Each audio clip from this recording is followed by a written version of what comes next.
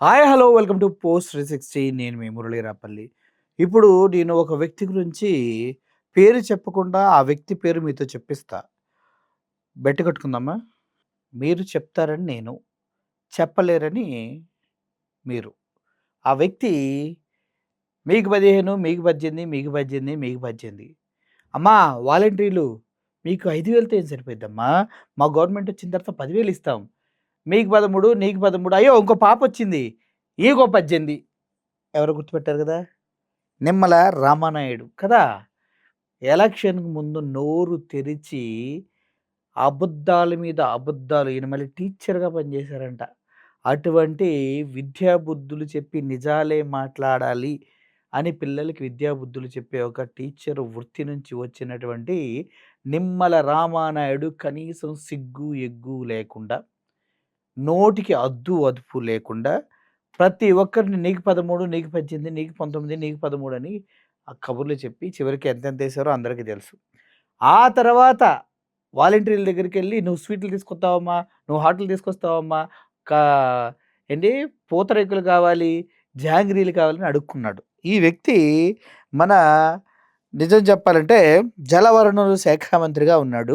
వెనక గనక మీరు ఒక పోస్టర్ చూసినట్లయితే ఆహ్వానం మన నీరు మన భవిష్యత్తు సాగునీటి సరఫరాల సాగునీటి సంఘాల పాత్ర అంటూ ఒక కొత్త పోస్టర్ చూసారు. ఈ కలర్లు చూస్తుంటేనే నాకు వామిటింగ్ వస్తుంది. అంత ఘోరంగా పెట్టారు. గౌరవనీయులు నారా చంద్రబాబు నాయుడు గారు గారి అధ్యక్షతన జరిగే సాగునీటి సంఘాల అధ్యక్షుల సమావేశమునకు విచ్చేసి మీ కార్యక్రమాన్ని జయప్రదం చేయవలసిందిగా మీకు సదరపూర్వకంగా ఆహ్వానం పలుకుతున్నాము. ఇప్పుడు ఫిబ్రవరి 5థ్ అంట. ఈ ఫిబ్రవరి 5థ్‌లో పెరేడ్ గ్రౌండ్స్ హైకు అమరావతిలో జరుగుతుంది. నాకు సభా ప్రాంగణం నందు భోజనాలు కలవు. అబ్బా! Great, great. అంటే ఏంటి సార్ ఇప్పుడు రైతుల్ని మీరు ఉద్ధరించేశారు. జల వనరుల శాఖ మంత్రి గారు రైతులకి ఎక్కడెక్కడైతే ఇరిగేషన్ ప్రాబ్లమ్స్ ఉన్నాయో అయన్నీ క్లియర్ చేసేశారు. ఎంఐలు అదే మినీ ఇరిగేషన్స్ ఏవైతే మండలాల వారికి ఉన్నాయో వాళ్ళందరికి ఫండ్స్ ఇచ్చేశారు. కాబట్టి మీరు ఆ గర్వంతో జరుపుకుంటున్నారా ఈ ఆహ్, జల మన నీరు మన భవిష్యత్తు అనేది? సార్ గత 2 సంవత్సరాల్లో మినీ ఇరిగేషన్ ప్రాజెక్ట్ ఎక్కడున్నా కూడా వారికి ఆ ట్యాంక్ కిందకి మీరేమన్నా డబ్బులిచ్చారంటే ఒక్క పైసా కూడా చెల్లించలేదు కదా ఇప్పటిదాకా. ఇరిగేషన్ డిపార్ట్మెంట్‌లో ఎక్కడ కూడా వర్కులు చేయించట్లేదు కదా మీరు.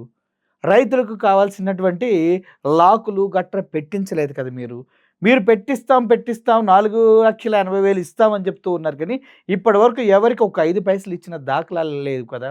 అదే విధంగా రైతులకి సెస్ వసూలు చేస్తున్నారు. ఆ సెస్ తాలూకు డబ్బులు కూడా వసూలు చేసి వాళ్ళకి కావాల్సినటువంటివి కూడా ఏమి చేయలేదు కదా! ఇప్పుడు సెస్ కలెక్ట్ చేస్తారు. ఆ టోల్ టాక్స్ రూపంలో అదే విధంగా గోల్డ్ పైన వీటన్నిటి పైన సెస్ కలెక్ట్ చేస్తారు. అందుట్లో అగ్రికల్చర్ డిపార్ట్మెంట్‌కి కొంత ఇస్తూ ఉంటారు. వాటిని ఉపయోగించి జగన్మోహన్ రెడ్డి గారు ఓవరాల్‌గా ఆంధ్రప్రదేశ్‌లో ఎన్నో రైతులకు ఉపయోగపడే ఆర్‌బీకే సెంటర్స్‌ని కట్టించారు. కానీ నిమ్మల రామానాయుడు గారు టీడీపీ గవర్నమెంట్ ఏం చేసింది? ఏమీ చేయలా. పైగా ఈ మీటింగ్‌కి ఎక్కడి నుంచో రైతులంతా రావాలంట అమరావతికి. నాకొక విషయం అర్థం కాదు సార్. ఇప్పుడు పలాస నుంచి కొంతమంది రైతులు, ఇటు కర్ణాటక దగ్గరలో ఉన్న బళ్ళారి చుట్టుపక్కల ఇటువైపు నుంచి కొంతమంది రైతులు, అదేవిధంగా రాయలసీమ నుంచి కొంతమంది రైతులు, ఇటు ఆహ్, మాచర్ల నుంచి కొంతమంది రైతులు అమరావతి వస్తున్నారు సార్. వాళ్ళందరికీ మీరు బస్సులు ఫ్రీ బస్సులు పెడుతూ ఉన్నారు. గవర్నమెంట్ వాళ్ళ బస్సులు. ఈ రైతులు ఇక్కడి నుంచి బయలుదేరి అక్కడికొస్తారు. కొంతమంది 800 కిలోమీటర్లు, కొంతమంది 500 కిలోమీటర్లు, కొంతమంది 200, కొంతమంది 100 కిలోమీటర్ల నుంచి వస్తారు. మీరు బస్సుల్లో రైతుల్ని కుక్కుకొని తీసుకొస్తారు. రైతులైనా కాకపోయినా వాళ్ళని తీసుకొస్తారు. సార్ ఎవడబ్బా మొగుడు సొమ్మని ఇప్పుడు ఈ మీటింగ్‌కి ఆర్టీసీ బస్సుల్లో జనాల్ని తరలిస్తూ ఉన్నారు. ఒక రైతు అక్కడ ఎక్కి ఇక్కడ దిగటానికి అయ్యే డీజిల్ ఖర్చెంత? ఆ డ్రైవర్ శాలరీస్ ఏంటి? వాళ్ళ ఫుడ్ వేతనాలేంటి? అది కాకుండా మీరు ఎక్కడైతే ఈ సభా ప్రాంగణం అమరావతిలో ఏర్పాటు చేశారో, ఆ సభా ప్రాంగణంలో ఏసే టెంట్‌ల ఖర్చులేంటి? చైర్‌ల ఖర్చులేంటి? మైకుల ఖర్చులేంటి? పైగా మీరు ఫ్లెక్సీలు, పోస్టర్‌లేసే ఖర్చులేంటి?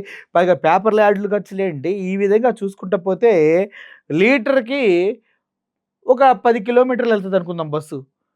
100 కిలోమీటర్లు అంటే ఎంత సార్? ఎంత ఖర్చవుతుంది ఒక బస్‌కి? సింపుల్ లెక్కేసుకున్నా గూడా ఒక చిన్న లెక్కేస్తా చూడండి మీకు. Okay. Sir for example simple లెక్క. ఎక్కడో దూరం నుంచి వస్తున్నారు. ఒక 800 కిలోమీటర్ల నుంచి వస్తున్నారనుకుందాం. 800 ఇంటూ 1 కిలోమీటర్‌కి రూ. 15 ఏసుకో అన్నా. ఎంతయింది? చెప్పన్నా ఎంతయింది? సింపుల్ లెక్క. 12,000 500 కిలోమీటర్లకయింది. సారీ 500 కిలోమీటర్లేసుకుందాం. 8,000 500 కిలోమీటర్లంటే కొంచెం తగ్గిందనుకుందాం. యావరేజ్‌లో 12, రూ. 12,000 అవుతుంది ఒక రౌండ్‌కి. అలా అప్ అండ్ డౌన్‌కి ఎంతవుతుంది? 24,000. స్టేజ్‌కి ఒక 20,00,000. మైక్స్ అన్నిటికి అండ్ సెలబ్రిటీ ట్రాన్స్‌పోర్టేషన్‌కి చంద్రబాబు నాయుడు ప్రోటోకాల్ ప్రకారం రావాలిగా. ఆయనకొక 20,00,000 అవుతది టీమ్ మొత్తానికి. అలాగే ఇంకెవరెవరో ఎక్కడి నుంచి రావాలో వాళ్ళకొక 10,00,000 అవుతది. వీళ్ళందరికీ అకామిడేషన్, స్పెషల్ ఫుడ్‌కి ఇంకొక 10,00,000 అవుతది. ఇలా ఎంత చూసుకున్నా గూడా దగ్గర దగ్గర 2-5 కోట్లు అవుతది. 5 కోట్లు అవుతది. ఈ 2-5 కోట్లయితే ఒక కాన్స్టిట్యున్సీకి కావాల్సినటువంటి డబ్బులొస్తాయి. ఆ రైతులకిస్తే కనీసం చిన్న చిన్న ఏవన్నా చేసుకుంటా ఉంటారు. కానీ మీరు అది వదిలేసి ఇంత డబ్బు వృధా చేసుకుంటూ ఏం చేస్తున్నారు మీరు? ఇట్లాంటి ప్రోగ్రామ్స్ పెడుతున్నారు. అన్న నేను ఒక విషయం అడుగుతాను. ఇప్పుడు ఈ ప్రోగ్రామ్ పెడుతున్నారు కదా! ఇప్పుడు ఎవరైనా ఎంఐ ట్యాంక్స్ ఏవైనా కట్టించుకోవాలనుకోండి మినీ ఇరిగేషన్ ట్యాంకులు కట్టించుకోవాలంటే ఒక్కొక్క ట్యాంక్‌కి దగ్గర దగ్గర రూ. 4,80,000 మీరు శాంక్షన్ చేస్తా అంటున్నారు. ఆ 4,80,000లో 18% జీఎస్టీ కట్టాలి అంటారు. ఎందుకంటే ఇప్పుడు మీరు చెప్పిన మాట ప్రకారం ఇదిగో ఇలా ఎవరైతే ఇది ఒక వ్యక్తిది నేను తీసుకున్నది. Resident water user association Veerareddy Palem అని ఇది ఎంఐ ట్యాంక్‌కి సంబంధించినటువంటి ఒక వ్యక్తికి సంబంధించినటువంటి పాన్ కార్డు. ఇదేంటి? ఇది దేనికొచ్చింది? వాటర్ యూజర్స్ అసోసియేషన్‌లో వీళ్ళకొచ్చింది. వీళ్ళకిలా పాన్ కార్డులు తీసుకోవాలి. దీనిపైన వాళ్ళకి 18% జీఎస్టీ అయిద్ది. ప్రతి నెల ఈ జీఎస్టీ పే చేయాలి. అంటే మీకు ఒకటి అర్థమవుతుందా? మీరు 4,80,000 పెట్టి గవర్నమెంట్ మీకు డబ్బులు పంపిస్తే అందుట్లో 18% జీఎస్టీ కట్ చేస్తే మీ చేతిలో ఉండేది కేవలం 3,20,000 మాత్రమే. ఆ 3,20,000లో మళ్ళీ ఆఫీసర్స్ కొంత దొబ్బేస్తారు. అందుట్లో ఒక 50,000 ఆఫీసర్‌కి పోతే 2,30,000 నీ చేతిలో ఉంటది. ఈ 2,30,000 తోటి నువ్వు ట్యాంకర్ కట్టించగలవా? నువ్వు ఒక లాక్ పెట్టించగలవా? ఇప్పుడు వాటర్ దగ్గర ఎక్కడన్నా వాల్ కట్టేసి దానికి ఇలా తిప్పుతూ లాకులు డోర్స్ పైకి లెగిస్తా ఉంటాయి. అటువంటివి కట్టించారంటే గవర్నమెంట్ లెక్కలో నాకు తెలిసి రూ. 60,000 ఫండ్ ఇస్తారు. ఆ రూ. 60,000 ఫండ్ అంటే అటువంటి లాకులు 2, 3 ఉంటే సరిపోతది. ఈ విధంగా చూసుకుంటూ పోతే నువ్విచ్చిన 4,80,000లో అండ్ జీఎస్టీలు కట్టి ఆఫీసర్‌లని మేపి చివరికి దాన్ని నిర్మించడానికి సరిపోతాయా డబ్బులు? సరిపోవు. పైగా ప్రతి నెల జీఎస్టీ ఫైల్ చేస్తా ఉండాలి. ఇది ఇంత కట్టాము, దీనికి ఎంతయింది, ఇయి కొన్నాము, దీనికి ఎంతయింది, మళ్ళీ కొన్న వస్తువులన్నిటికి జీఎస్టీలు. ఈ విధంగా చేసుకుంటే రైతులకి కనీసం అంటే కనీసం ఇవ్వలేదు. ఇప్పుడు చూడండి నేనిక్కడ ఒక స్టాటిస్టిక్స్ మీకు చూపిస్తున్నా. ద అగ్రికల్చర్ ఇన్‌ఫ్రాస్ట్రక్చర్ డెవలప్‌మెంట్ ఒక అగ్రికల్చర్‌కి సంబంధించినటువంటి ఇన్‌ఫ్రాస్ట్రక్చర్ డెవలప్ చేయాలంటే దానికి సెస్ అనేది వసూలు చేస్తారు. అంటే ప్రతి రైతు దగ్గర నుంచి ఇండియాలోనే కాదు ప్రతి డిస్ట్రిక్ట్‌లో, ప్రతి గ్రామంలో ఒక పౌరుడు టోల్ గేట్ దాటుతున్నా, లేదంటే ఏదైనా పర్చేజ్ చేసినా, డీజిల్, పెట్రోల్ ఇవి కొన్నా కూడా సెస్ అని కలెక్ట్ చేస్తారు. అది అగ్రికల్చర్ డెవలప్‌మెంట్‌కి వాడతారు. దాంతోనే జగన్మోహన్ రెడ్డి ఆర్బీకే సెంటర్‌లకి ఇన్వెస్ట్ చేశారు. ఇప్పుడున్న గవర్నమెంట్ అయితే ఒక్క పైసా కూడా సెస్‌కి సంబంధించిన డబ్బుల్ని ఎప్పుడు దేనికి అగ్రికల్చర్‌గా వాడలేదు. చూడండి ఈ చెస్ అనేది అగ్రికల్చర్ డెవలప్‌మెంట్ కోసం తీసుకుంటారు. ఇందుట్లో ఏమున్నాయి చూడండి. పెట్రోలు, డీజిలు, ఆల్కహాల్, బెవరేజెస్ అంటే కూల్ డ్రింక్స్ కూడా ఇందుట్లో వచ్చేస్తాయన్నమాట. వీటన్నిటిలోంచి చెస్ మన దగ్గర నుంచి వసూలు చేసి గవర్నమెంట్ ట్యాక్సుల రూపంలో అగ్రికల్చర్‌కి వాడుతూ ఉంటారు. అదేంటి చూడండి స్టోరేజ్ ప్రాసెసింగ్ ఏదైనా కోల్డ్ స్టోరేజ్ కానీ, ప్రాసెసింగ్ కానీ ఓవరాల్‌గా దేనికోసమైనా వాడుతూ ఉంటారు. ఇటువంటి డబ్బును కలెక్ట్ చేసినప్పుడు ప్రజలకి ఇవ్వాలి కదా డబ్బు. అగ్రికల్చర్‌కి ఇవ్వాలి కదా! కానీ ఈ కలెక్ట్ చేసిన డబ్బంతా ఏం చేస్తారంటే దాన్ని గవర్నమెంట్ వాళ్ళు తీసేసుకుంటారు. గవర్నమెంట్ వాళ్ళు తీసేసుకొని వీళ్ళకి ఇవ్వకుండా దాన్ని ఏం చేస్తారో చెప్తాను. ఇదిగోండి పర్పస్ ఏంటి? To raise funds for developing the agriculture infrastructure such as cold storages, warehouses and market yards. అదేవిధంగా అప్లికబిలిటీ దేనికి ఉందంటే imposed on the both impact of apples, gold, fertilizers and certain domestic products అన్నిటి మీద ఉంది. అయితే ప్రతి litre petrol పైన cess రూపంలో అగ్రికల్చర్ డెవలప్‌మెంట్‌కి మనం ఎంత కడుతున్నామంటే ఇందుట్లో చూడండి. ఇప్పుడు చెస్ పైనే మన పెట్రోల్ రేట్లు కూడా డిపెండ్ అయ్యి ఉంటాయి. ఒక లీటర్ పెట్రోల్ మనం కొంటే అగ్రికల్చర్ రైతులకు మనం ఇస్తున్న మన కాంట్రిబ్యూషన్ ఎంతంటే ఒక లీటర్ పెట్రోల్‌కి రూ. 2.50 పెట్రోల్‌కి ఇస్తున్నాం మనం చూడండి. అండ్ రూ. 4 లీటర్ డీజిల్‌కి ఒక రైతుకి మనం ఇస్తూ ఉన్నాం. అదేవిధంగా ఈ ఇంపోర్ట్ డ్యూటీస్ రేంజ్‌కి 1.5% to 100% on items like alcohol, beverages, coals and specific agriculture products. ఈ విధంగా ప్రతి దగ్గర నుంచి మనం 5 పైసలు, 10 పైసలు, రూపాయలు పెట్రోల్, డీజిల్‌లో కూడా మన పై నుంచి సెస్ లాక్కొని రైతులకి ఈ నిమ్మల రామానాయుడు ఏమిచ్చాడు? ఒకసారి ఆలోచించండి. ఏమీ ఇవ్వలేదు. కనీసం ఒక మండలంలో కూడా మినీ ట్యాంక్స్ నిర్మించలేదు. అయితే ఓవరాల్‌గా ఎన్ని మినీ ట్యాంకులు ఉన్నాయ్యా కట్టాల్సినవి ఎన్నున్నాయంటే ఇక్కడ చూడండి Andhra Pradesh established 10,292 water user associations ఉన్నాయి. ఈ వాటర్ యూజర్ అసోసియేషన్ మొత్తంలో చూసుకున్నట్లయితే with number of sometimes cited up to 10,999 during the subsequent election cycle. ఇన్ని మినీ ట్యాంక్స్ కట్టాలి మనం. ఓకే. ఇన్ని వాటర్ సప్లైస్ అసోసియేషన్స్ ఉన్నాయి. వాళ్ళందరూ కలిసి ఇన్ని కట్టవలసిన అవసరం ఉంది. కానీ ఇప్పుడు గవర్నమెంట్ ఏం చేస్తుంది? ఈ కలెక్ట్ చేసిన చెస్సులు మొత్తాన్ని తీసుకెళ్ళిపోయి ఒక సొంత డబ్బుల్లాగా వాడుకోవటం మొదలు పెడుతూ ఉంది. ఒకసారి చూడండి అగ్రికల్చర్ సెస్ ఇన్ ఆంధ్రప్రదేశ్‌లో ఎలా ఉందంటే primarily relates to the market fee collected by the agriculture market committees. AMCs అంటే agriculture market committees. Agriculture products and specific sometime controversial cess for the rural development. ఈ సెస్ మొత్తాన్ని మనం గనక చూసుకున్నట్లయితే కొన్ని వందల కోట్లు కలెక్ట్ చేస్తూ ఉన్నారు. దీన్ని ఏం చేస్తున్నారు వీళ్ళు ఏం చేస్తున్నారంటే ఈ చెస్సుల ద్వారా కానీ అగ్రికల్చర్ ఏఎంసీస్ కమిటీస్ ద్వారా కానీ కలెక్ట్ చేసిన మనీ మొత్తాన్ని తీసుకెళ్ళి కమ్యూనిటీస్ కింద మార్చేసి సొంతగా పెట్టేసుకుంటున్నారు. అంటే అది రైతుల దగ్గర ఇప్పుడు ఈ కమిటీల దగ్గర ఉందనుకోండి సెస్ ఫండ్స్ కానీ లేకపోతే అగ్రికల్చర్ ట్యాక్సెస్ ద్వారా వచ్చింది కానీ ఈ ఏఎంసీ అగ్రికల్చర్ మార్కెట్ కమిటీస్లో ఉండట్లా. దాని నుంచి ఏం చేసుకున్నారు? కమోడిటీస్ మార్చేసి గవర్నమెంట్‌లోకి విలీనం చేస్తున్నారు. గవర్నమెంట్‌లో విలీనం చేసి దాన్ని తిరిగి ఇస్తున్నారంటే ఇవ్వట్లా. వాళ్ళ దగ్గరే ఉంచుకుంటున్నారు. ఇప్పుడు ఇది ఫిబ్రవరి. ఈ ఫిబ్రవరిలో ఈయనొచ్చేసి ఈ మీటింగ్ పెడుతున్నాడు. ఫిబ్రవరిలో ఈయన మీటింగ్ పెడుతున్నాడు. ఫైనాన్షియల్ ఇయర్ ఎండింగ్ ఎప్పుడు? జనవరి, ఫిబ్రవరి, మార్చిలో ఫైనాన్షియల్ ఇయరింగ్ అంటే ఈయన ఇప్పుడు ఈ మీటింగ్ పెట్టి ఏం చేయబోతున్నాడు? ఇప్పుడు మరి ఒక్కొక్క రైతుకి మినీ ట్యాంక్స్ కడతానికి, ఎంఐ ట్యాంక్స్ కడతానికి ఈయన 4,80,000 ఇస్తాడంట. అంటే నువ్వు ఇప్పుడు ఇస్తే ఒక నెలలోపు ఈ ట్యాంకులన్నీ ఆంధ్రప్రదేశ్ మొత్తం కట్టేసుకుంటారా? అంటే ఏంటంటే ఇప్పుడు ఇస్తాము అని చెప్తారు. ఈ మార్చిలో ఇస్తున్నామని బడ్జెట్‌లో పెట్టేస్తారు.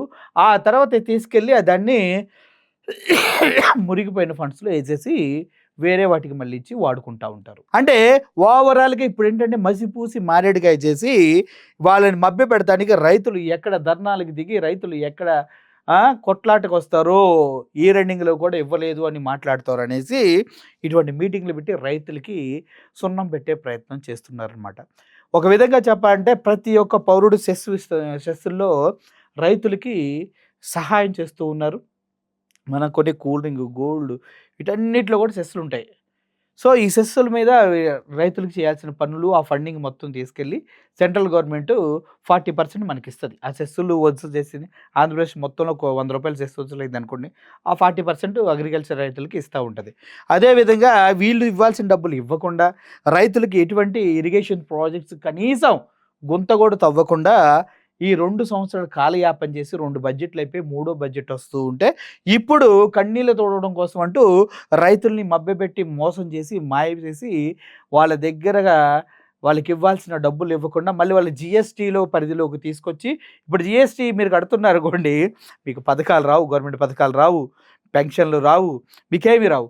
ఇలా వాటర్ యూజర్ బోర్డులో ఎవరైతే ఉన్నారో వాళ్ళందరినీ జీఎస్టీ పరిధిలోకి తీసుకొచ్చేసి వాళ్ళకొచ్చే ఫలితాలు గవర్నమెంట్ రాకుండా చేసి వీళ్ళు మాత్రం 18% జీఎస్టీతో పాటు నెల నెల మళ్ళీ జీఎస్టీ ఫైలింగ్ తోటి వాళ్ళని నానా తిప్పలు పెట్టి రక్తం తాగాలని చూస్తున్నారని అర్థమవుతూ ఉంది. ఇది ఒక విశ్లేషకుడు క్లియర్‌గా నా రక్తం తాగుతున్నారని చెప్తే ఏందా ఇలా కార్యాచరణ ఉన్న ఫలంగా ఈళ్ళకి ఎందుకు గుర్తొచ్చిందా? ఈ 5థ్‌న ఈ కమిటీ అంటే నెక్స్ట్ ఫైనాన్షియల్ ఇయర్ ఎండింగ్‌లో ఉంది. బిల్డింగ్ అంతా ఫైలింగ్ చేయాలి. సో, ఇస్తున్నామని ఒక ఈ చెప్పేసి ఇస్తున్నట్టు చూయించేసి ఆ డబ్బుల్ని ఎంతో ఒకటో, రెండుకే ఇచ్చి మిగిలిన డబ్బులంతా కమోడిటీస్‌కి మార్చుకొని వాడుకొని వేరే విధంగా వాడాలని చూస్తున్నారనేది వాస్తవం. ఈళ్ళంతా పంచుకొని తింటారా? లేకపోతే నంచుకొని తింటారా అనేది తెలీదు. రైతులకు మాత్రం అన్యాయం జరుగుతుంది. ఆ విషయాన్ని స్పష్టంగా తెలుసుకోండి. ఈ ఏదైతే మన నీరు మన భవిష్యత్తు నిమ్మల రామానాయుడు గారికి కనీసం విజయవాడ వరదలు లాస్ట్ టైం ఎందుకొచ్చాయో కూడా తెలీదు. అంత పెద్ద ఈయన మన జనవరణ ఇరిగేషన్ మంత్రిగా ఉన్నారు. అంటే నాకు ఇంకో విషయం అర్థం కాలేదు. ఇక్కడ మనం మోడీ గారిని చూస్తున్నాము. డిప్యూటీ సీఎం గారిని చూస్తున్నాము. సీఎం గారిని చూస్తున్నాం. ఈయన ఎందుకు మంత్రి ఫోటో ఎందుకేశారు? ఏస్తే ఇక్కడ ఏసుకోవచ్చు కదా! మంత్రి ఫోటో నారా లోకేష్ ఫోటో పైన ఎందుకేశారు? ఆయనకేం అర్హత ఉంది? ఆయన కూడా అందరిలాగా ఒక మంత్రి కదా! ఏదో కింద పడేసుకోవచ్చు కదా! నన్ను ఎవరో అడిగారు. చంద్రబాబు నాయుడుకి సుపుత్రుడు కిందేస్తే ఊరుకోరు కదా! అందుకే అక్కడేశారని. అంటే ఈ మొత్తంలో కూడా నాకు ఇంకోటి అర్థం కానిదేంటంటే, ఇక్కడ మనకి central irrigation minister AD? Central irrigation minister photo ఏది? లేదు కదా! మరి ఇది ఎంత తప్పు పోస్టరు. కనీసం చూసుకోవా నిమ్మల రామానాయుడు? చదువుకున్నావు కదా! సెంట్రల్ ఇరిగేషన్ మినిస్టర్ ఫోటో వేయాలిక్కడ. ఆ ప్లేస్‌లో లోకేష్ ఫోటో ఏసావు. మరి ఎట్టా కుదురుతది? ఏమో నువ్వేదో కింద పెద్దదే యేసుకున్నావు వీళ్ళందరికన్నా ఓకే. నిమ్మల రామానాయుడు ఆయన ఇది చేస్తున్నాడు కాబట్టి, ఆ శాఖ సంబంధించిన వ్యక్తి కూడా ఓకే. ఏం చేద్దాం ఇప్పుడు? అది నిమ్మల రామానాయుడు విషయం. ఇప్పుడు మనం ఏం చేయాలో అంతవరకే చేయాలి. మీరది చెయ్యకుండా ఒక సామెత ఉంటది చూడండి. "ఉట్టి కొట్టనమ్మ కొండెక్కుతా" అన్నట్టు ఇదంతా ఏందంటే రైతులకి ఏం చేయకుండా ఇలా సొంత డబ్బాలు కొట్టుకోవడానికి మీటింగ్‌లు పెట్టి వృధాగా కోటానుకోట్ల డబ్బులు చెడగొడతం తప్పించి, దానికి మళ్ళీ పబ్లిసిటీ ఇచ్చుకుని సూపర్ సక్సెస్ అని చెప్పుకోవడం తప్పించి ఏమి లేదు నిమ్మల రామానాయుడు. ఏమన్నా చేస్తే మంచి చెయ్యి. అంతేగాని ఇలా జిమ్మిక్కులు, మ్యాజిక్‌లు, పబ్లిసిటీ స్టంట్లు చేయకుండా కనీసం రైతుల దగ్గరన్నా జెన్యూన్‌గా ఉండమని, ఎలాగో ప్రజల్ని మోసం చేసావు. రైతుల దగ్గర మీ కాన్స్టిట్యుయెన్సీ వాళ్ళని మోసం చేసావు. ఎలాగైనా రైతుల దగ్గరన్నా కొద్దిగా జెన్యూన్‌గా, మంచిగా ప్రవర్తించు. ఎందుకంటే అన్నం పెట్టే రైతుని మోసం చేస్తే అడుక్కు తింటావు చివరికి అని చెబుతూ సెలవు తీసుకున్నాను. Thank you for watching this video. Murali signing off. Thank you so much.